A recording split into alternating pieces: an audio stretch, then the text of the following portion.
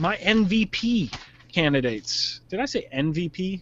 I meant to say my NBA MVP candidates. And so let's start it off with who I think is probably going to win it, and that's Steph Curry of Golden State. Now I'm going to run down the stats, and then I'm going to talk about him a little bit. So Steph Curry has 23.5 points a game. Pretty darn good. 7.8 assists a game, so he's dishing the ball. If you really put those together, so that's like 23 and 8 plus 16, because he accounts for, something like 39 points a game. That's pretty damn good. He only averages 3.1 turnovers, so his turnover to assist ratio is damn good. Now he's shooting about 53% from 2-point and 42% from 3-point, which is amazing. And he averages 2.2 steals a game. Now his team is the best in the NBA right now. Golden State, not running away with it, but they just played the Atlanta Hawks last night, who has the second best record, and they demolished them. So I really see this as a competition between the Western Conference. Whoever comes out of the Western Conference Finals is going to be the one. Atlanta, where they are good, I just don't think they have that MVP candidate. They don't have that star that can put the team on his back and carry them through the finals like Steph Curry. And Steph Curry has done it very consistently. Yes, he's had a lot of help. He's had Klay Thompson, the other part of the Splash Brothers. He's had a good set of role players there. Andre Iguodala, I could go on and on and on. They have a really good core there. So it's not saying that he's doing it by himself.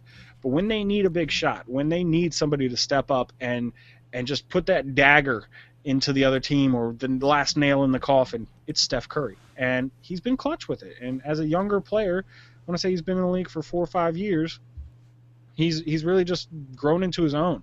Now, I didn't think Steph Curry would be this type of player when he first came out at Davidson. Yeah, he scored a bazillion points at Davidson, but usually you see guys like that, like a Jimmer Fredette or something like that, not quite make it at the next level. But Steph Curry, they've built the proper team around him, and he's just showed that he can put the team on his shoulders. And the system that Steve Kerr is running, I didn't really agree with it when they fired Mark Jackson last year, but Steve Kerr seems to be a way better coach. That's coach of the year so far, if you ask me, or him or the Atlanta Hawks guy. But Steph Curry definitely, if I'm voting him as the MVP so far. Then the next MVP candidate is going to be James Harden of the Houston Rockets. Now, when I was debating who I would really vote for the MVP, it was between these two, really, because James Harden is averaging more points, 26.7.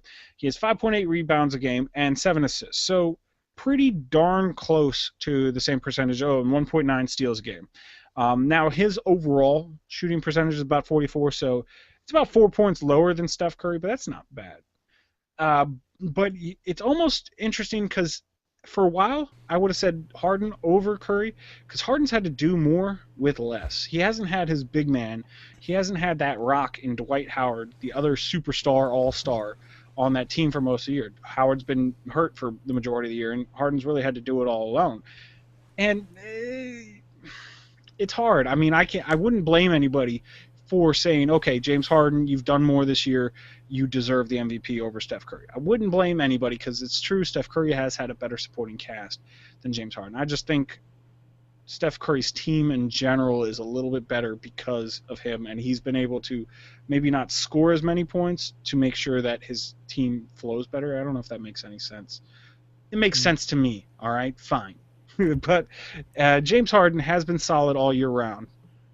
And it's going to be interesting. I really look forward to seeing these two teams.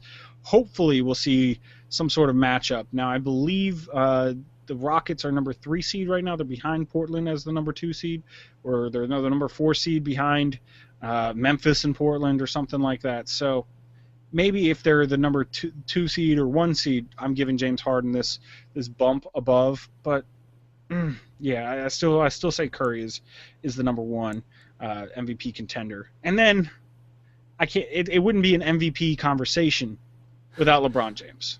I know who you thought I was going to say, don't you? I did not think you were going to say LeBron James. You thought I was going to say Kevin Durant.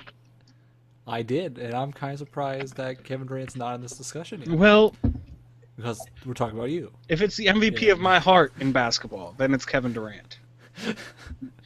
But okay. If it's the MVP of the season, Kevin Durant can't be in this conversation because he's missed more than 7/8 of the season. I don't know where I came up with that number. I just did. Seven. 7/8. That's a he's lot of the season. But he's missed a lot of the season. He really hasn't been there, so can't really put him in there. but he's there supporting the other players. He's on the bench, He's the bench helping them out. MVP. Yes, he's Yeah. he's the most valuable injured player, the MVP. Maybe the entire team, like all those individual players, have gotten better because of his encouragement since he's been disabled.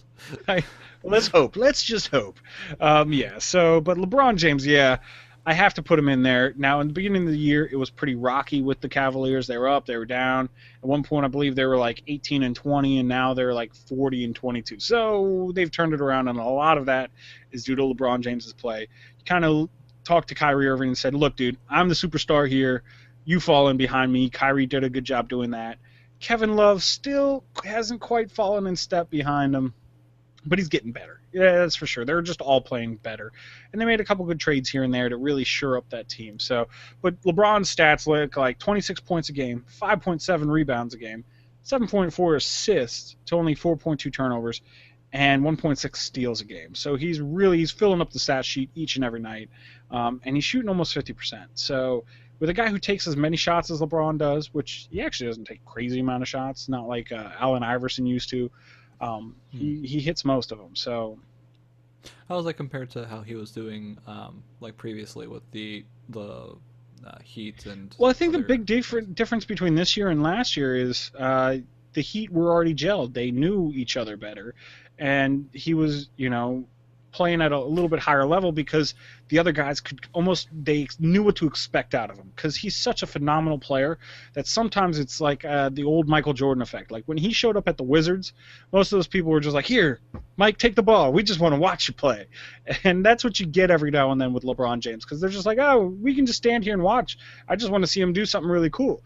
And when the Heat started to gel with Dwayne Wade and Chris Bosh and all those guys, they were like, "Okay, if we do this, if LeBron starts doing this and I move over here, he's going to find me. He wants to get me involved. If I rotate this way, he'll make sure he goes this way so that we keep in sync." Not only does that make him a better player, but that They makes had everybody else a better player. more big players with them. The Heat had more of the No, I wouldn't high-level say players. so because Kyrie Irving is up there and so is Kevin Love, just like Chris Bosh was up there and so is Dwayne Wade. Now, is More so, Kyrie though? Irving the same as More Dwayne so Wade? than what? No.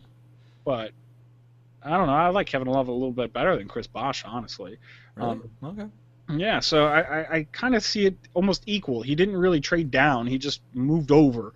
So it's interesting, though. I mean, his team has been really, really good the second half of the year, and maybe if they'd played this good the whole way through the year, I would almost put him a notch above. But right now, as it goes, I do believe Steph Curry is the MVP. James Harden a close second. LeBron James a little bit farther back in third. So those are my MVP votes.